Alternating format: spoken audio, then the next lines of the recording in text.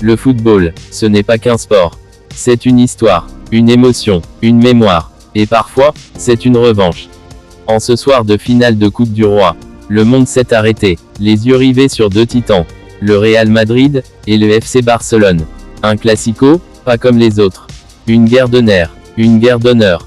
28e minute, un gamin de la maison, le joyau de la Masia, Pedri, il hérite du ballon, le contrôle du bout du pied, et d'un tir millimétré, il transperce les filets madrilènes, grâce à une passe décisive du gamin de 17 ans Lamine Yamal.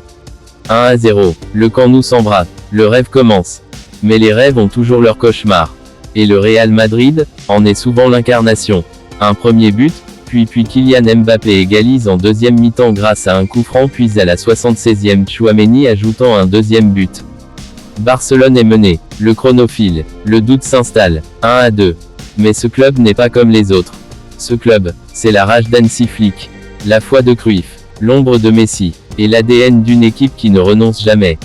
84e minute, la balle tourne, les jambes tremblent, et là, Ferran Torres surgit. Un éclair dans la nuit.